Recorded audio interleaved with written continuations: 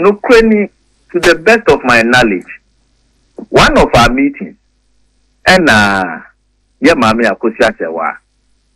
By that time, na many abusa penina, chair meeting, you know. And sorry, Kata ye. No, Kata ye crano, Benfo or Mrs. Omek, it can be Dicakra editor. And no, Nana, it has to do with say we be yokuna ana we nyukuna de mumuno nukreni sebi enye awaresem ena na ye ka ne ho ena bakuna sem so a it's at the discretion of the deceased family na ye maso the court mumuno empa decision mra litigation has no end na se wo the asem kra court na se court kobu amawa we are why na obabeye kuna na kire o is it not the same family no na obaba kire niam na baba kire niam na family no kofa microphone ka say de wabeye nyina no ye nyintumu na akosia se ware ne krata balance na wade no ordinance marriage under the German law permanent to be ware mienu o ware ba ko be under the ordinance law you three five san musa wade no if the court aye order. And you show me the certificate now. I was also what the bachelor. Yampan court Guru. And the auto Bruni, as far as we are concerned, if you are a mistress, Lumba, you don't know anything. We respect all that. But don't mean that I will Ghana rep.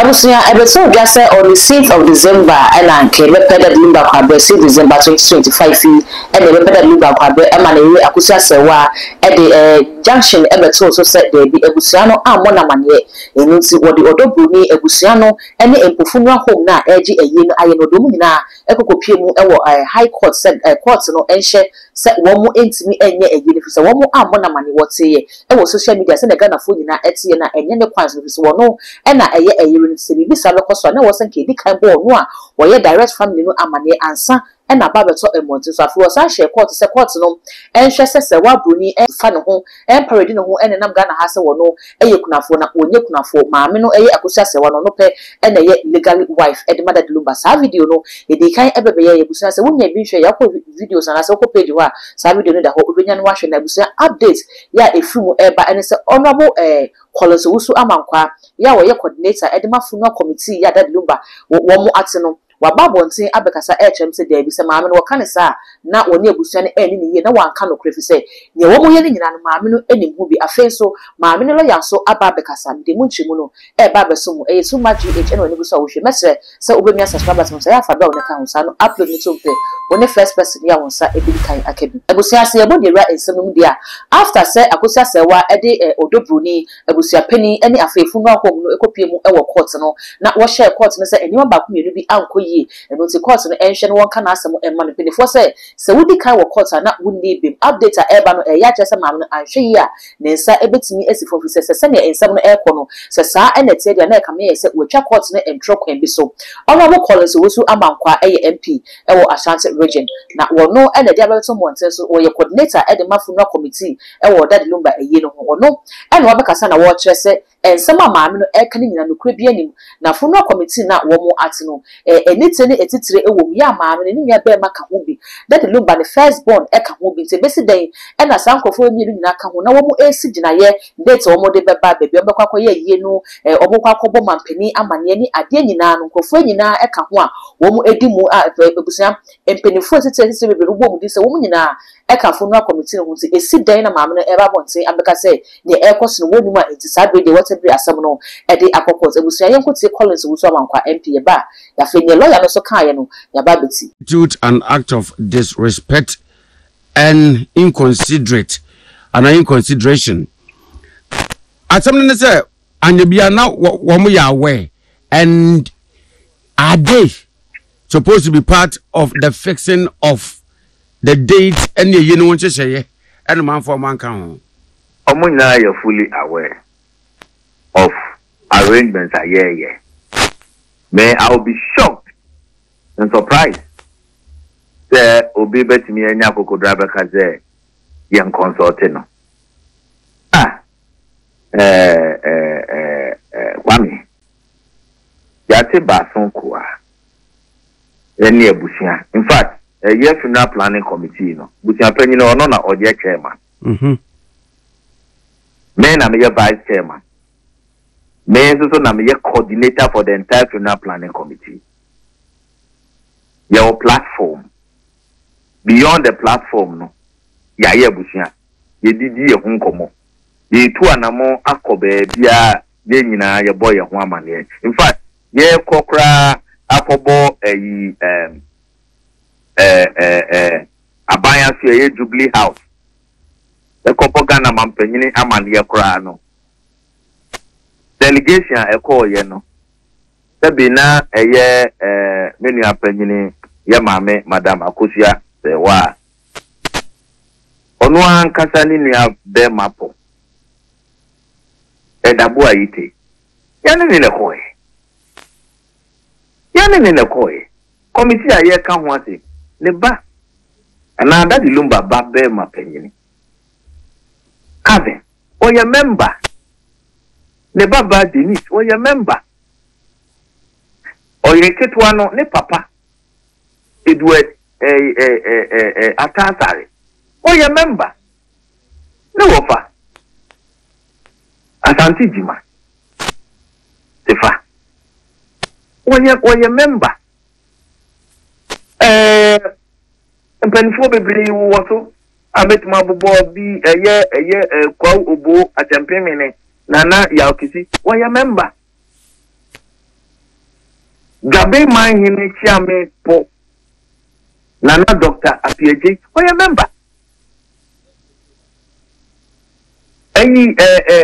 Minia A+, the member of parliament for Gumwa Central. Why a member? Jubilee House, the man who is in charge of diaspora affairs. Kufi Wachedakun. Why a member? But what did they make trade? Yes, Minia Ba Akutu. Former Deputy Chief Executive Officer Matt Logan. Oh, you remember? I just say membership no. The later the Lumba. Nunia Manum. A rep. Mr. Michael Brown. Jiga. Nana Kwasi. Oh, you remember? Papa si Muna. Member. What in the mechano?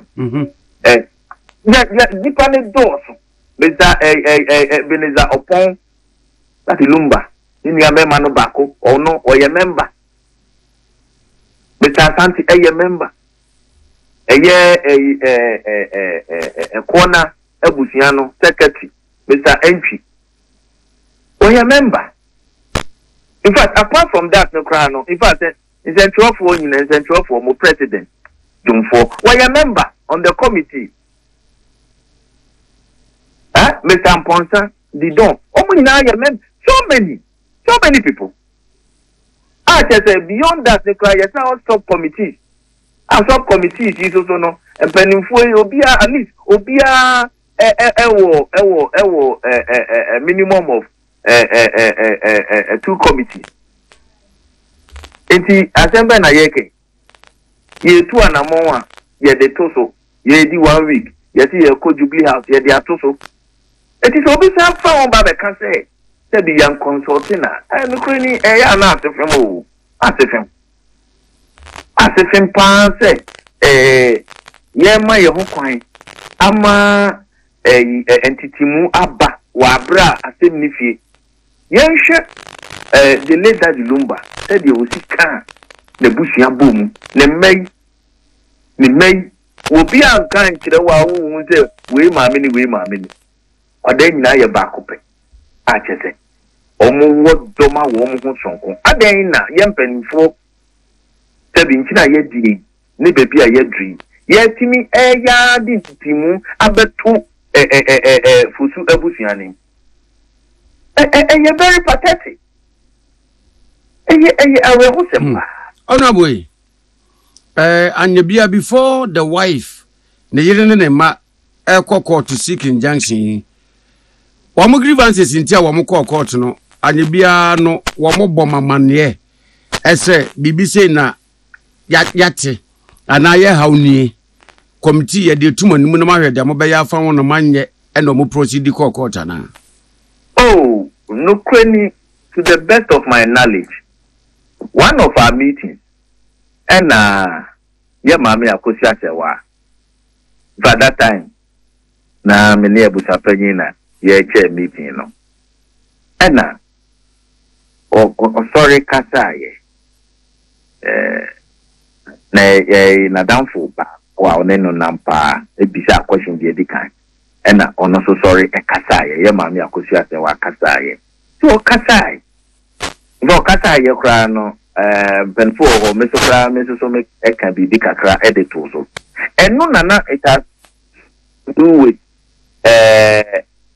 se we be yekuna ana we nyekuna na emumu no nukreni sebi enye awaresem ena na ye ka ne ho ena bakuna sem so a it's at the discretion of the deceased family.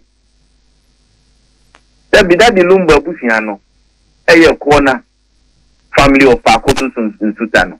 Omo ena bechere the obeyokuna and onya me anti bana be bechere. And as that to me no eni will be answer mo that to me no there is the so prerogative of the deceased family. And a veteran say, oh, you bet me amma, a nipa bakumienu, and a nipa nine, depends on yen ebusiano, ye yentia simu, any said ye, yen shisha yet ye, say you bet me amma, we have be kuno, a gaye, and now omunina be kuno a gaye, or monina you kuna, and not yet. Not be said. Is that the behest of the family? Omo and the best. Enti eye asem ena mpono se ye do yet na yaka na ya maso the court mumuno empa decision mra litigation has no end na se wo the asem kra court na se court kobu amawa uwi a hwan mo na oba beye kuna na kire o is it not the same family no ena obeba be kire niam na ba be kire niam na family no kofa microphone ka say ye wabe ye nyina no ye nyintumu a because biasi mati bisi pa bisi asem no na yasem kase a chese ni nyina ni kwase ye ben ho ana ye kokokra ni kwase ye kokko etimesre eye denya etene teche makra na ku ni mu wi o kase ma anwen bia enti na meme die me se ka yenyan out of court settlement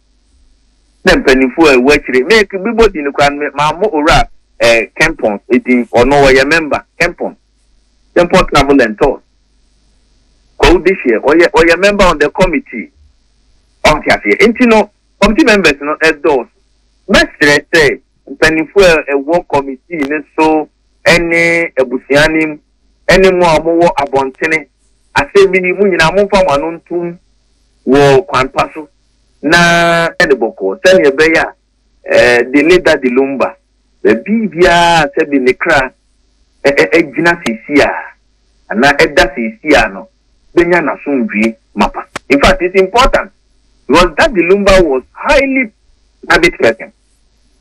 Chese papa oti ati udi na tem o ka tem bone pa no wa tene the voice say woni wi ewo sebi cassette die bia so aden ena ni wuda bremu ye ba betwe daure ena weti say ne nipa no bi have gone ahead even to high blogging na ye de abusa family si wa ne chano omutimi ka me kra ti ageba na omode mesuma betim ne etwa me kakra me bone ba na maye obi ni nyina eye niema no kredi ha dwene pa chete se ena me de mesre se kra oti maka menwe enka ne fe no because sebi abusia de abusia erewe de abusia erewe se omode hie omo be cry na chi wasumdue kwan so wo have video night kwame wo hwe nkabo mu sonko a video night call ye hwe 1 week ye oye community ho oye ketwati ho ya kan ye nyina ye ho abom fe nkwada yi obia ho ne maame ane nani age edi enti na wo se yen panimfo eyie kona ye ba beye ama se bi no nyanhye bata ho no ye di court nsem yi baba be sei no baba be sei no eti mesre pa se yenhwe bibiye enye nuru beebi a beye se mu beye mu nye isramu antisa ye be wi no court de obetuma kana se mu but the enipa na ekoye hu adwuma na mfa ncha asumdue ma anything that may tre se omo so na manso de ege peri ene di obi anu o chiri se ebeti obi fa awon di so minimum we should be mindful of our customs and culture as people sebi legally speaking there and not there court no so obebe mu a me no problem minimum no yen sanjin tum se Ghana mrano yamamani yamanie no it's also part of our laws. Customary law, if you read Article 11 of our Constitution, it is him emra yedi ebu omaino emre ye juma. It is a custom to demand this say. Abusia omo de share free muno omo na omo work control over the body. Omo le work control over you know and she say ya was he who said emrano nyina ebubu obi ahụ ban dana sabi na ire panyini so ono so right and also entitled say sabi enikuna oda ho no bibi aye bia obeye part of it eno no bibi entia dana oyeketwa ne so ono so entitled say sabi nikuna wawuda ho no ihe bia aye bia no ono so ebe including no emra entia ndimo yeze bibi wo memende mania hunu bi pen hunu bia pen sabi obi a ote na wari ase ababusia apamono memehu bida na enye fe ka de ni si a enye yade ya na essence no eya wo mayenwe ni emayi yini apeni na beloved late Daddy Lumba was such a noble and lovely man. Maya ofaso edi ni juma no. Yes, pa. Ono be better side of pena yembisa we dey kwekwa na ye kwi. Still no a cause of death no nyama yo. Oh, no di aba. Aba se ba ye no hu se na no so nipa no bi na bi multi social media ne so no more can as we speak cause of death no coroner's report no ready maybe you privy to. I've seen it na entema yidi mo kan nya sa ne tie yes ye ma ye papa no kodadi am chow na ti say oh sabi yare a ekuni pe ya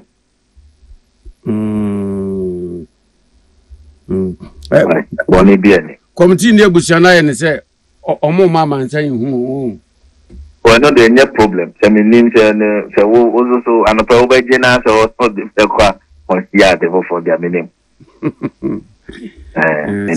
the opposite wo kunu bia no so no oba ya de beche no the opposite wo kunu bia the opposite kan bia no I mean we public knowledge medical report no but it becomes public knowledge out as also obia wo pese wo kunu be kunu na momo no sabi the ordinary no ni say the session nefa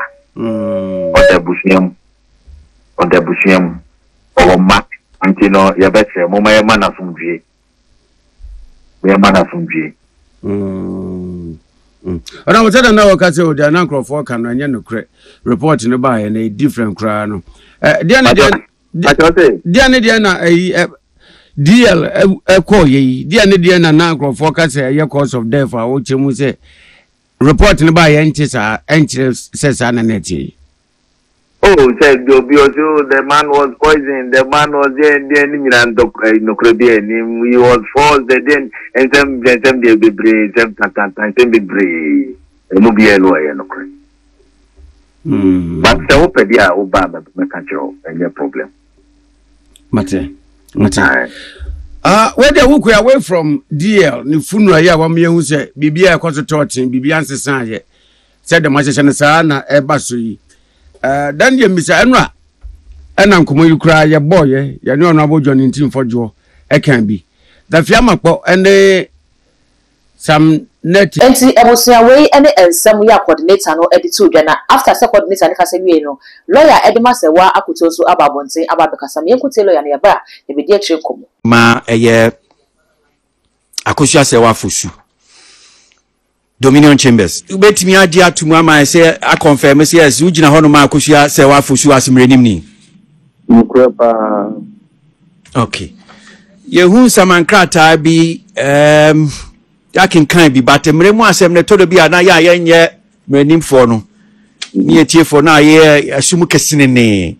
So send ye sitie no na chese akosua se wa fosu wo sama eye ebusuapeni Victor Owusu Priscilla Ofori aka Odobroni ena transition zone sanete pepe dia ni na asempa nti akosua sewa se wo saman sa empenfo mienu ni adwumakuo transition amze na wakida ni sembisi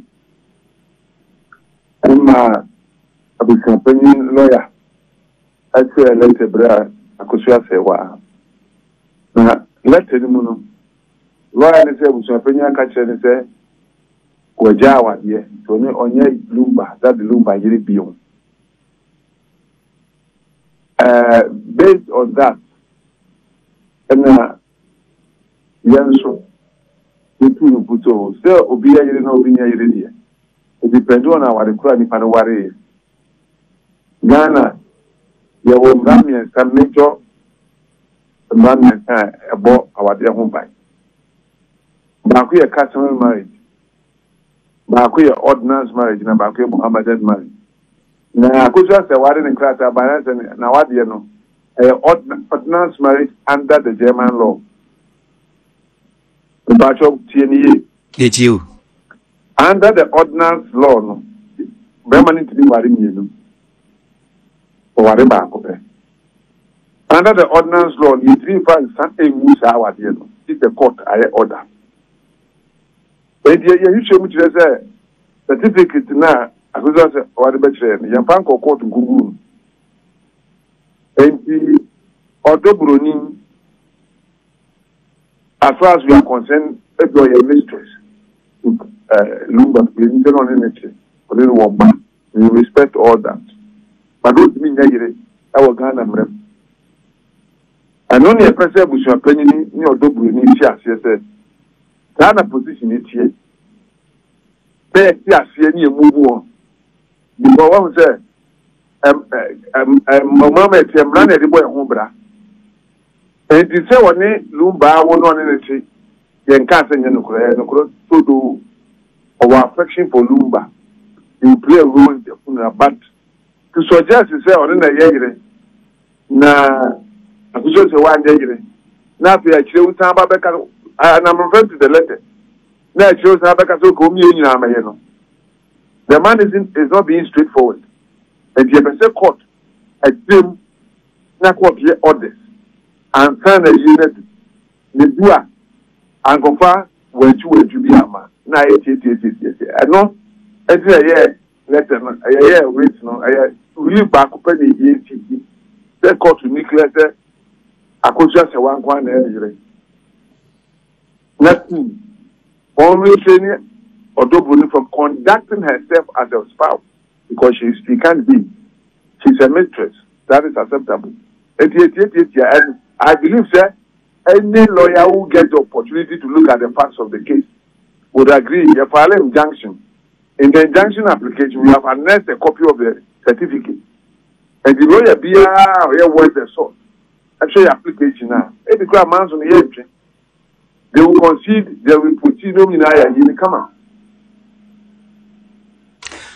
Empacho, so senia wunim me hwe eye nsamankrata no so a say October yi ni de toso miensa na mo file ye na me kan krata no so a me hu say court no say enkwani ahode ho abem say bosumi ye October ni de toso dunsia e no betena asem no so enti some enter appearance unim say bia bailiff nsamankrata akoka eye nipei womonsa na. Okay, I was happening the minute. I'm not transition for the also. As of yesterday, no Dobroni or Musanka. As of yesterday, no Musanka or Dobroni, but at least I was happening there. I think he was served on the 4th of 5th. Oh, okay. And I covering letter to back. Esamusia and someone lawyer no so editu dwan no ene yakwakuti abanona Ghana sene yeka se wenu akwakwa ye besepa eni kuni ahahan ye beta sene benyasafo enye obi ebusuasem ena yeka enye obi awaresem ne yeka enye obi bra wo boy ene yeka ne mum eye ne emra no esesen ehu ena se ne wosa yehwe aso se emra no emada de lumba kwan se obetimi asan ware biem e de aka na yere ne ho ana enu ya sembisa se emra no ema ne kwan sa na se oni odobroni atusa na mo no na se waware a oni na awo enu no den na emra no e kan de afa ho Ghana ye mra ne enim se obi e ware na okokot kosensan de a won't me sign and worry beam enka home. So one court uncle sensan a eno de obetimi asan worry beam e de aka home. Enti se we no that number ene ne no e worry wo Germany. Na se wo mo sensan ne se court aware de a eno no won't me ensan worry beam enka home. Na mum se oba Ghana ha na se woni oba tena ebru emfie bia court no ehu ne se eya aware fisa bra woni oba no ete no ne wo bia waware no ebe ya mawo no oba na woni ne te no so eye de amawo.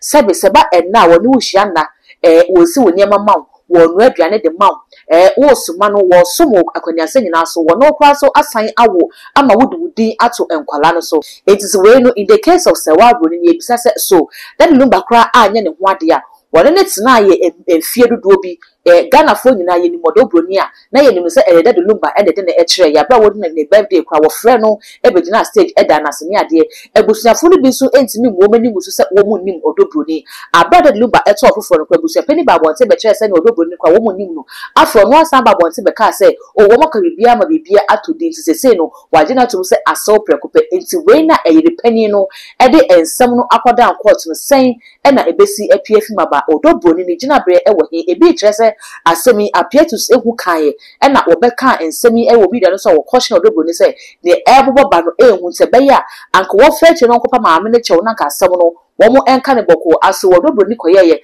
ana wa kwa koye ana wo no so pese wo na betis no che maame ne se o wo ho ame so no wo ho enu nti na sa be de ensem no akwakodu court na ne nyina kanfo ano Ghana fo che se abada de lubati ase no na wo nipa ba ko a wo mpekasa wo ka no ho asem a wo ma bote kwa meka ebeye de so beti se that number ejina the phone so ana media so yi ne wo ensem ano bia Ghana fo de ato no so nti wo mbesere busua ne se wo mo hwe se adwobre beba na afanu no mienu nyina entena se na wo monka asam na kama enpo anya hwekwa no enkwala ewom ebusua eka ho edom nyina ehwe wo mo na yentimi pedad no ba krabe kama se ne waba bebo bra na wabeto nyum dia Ghana fo ne na yefa no enkonkotu yire no ene ensem ya Ghana fo eka ye ewo ho amedi bi ababeso mese se won so obeja wo comments ewo comment section ho ede amame eye too much GH wa subscribe me das me insha wonya ye so abeso se obeye ede amame all the social media handles so ko wa eye too much GH o subscribe no like no wa share na afofo nso enye bia hwe bidin ede dark gold makra.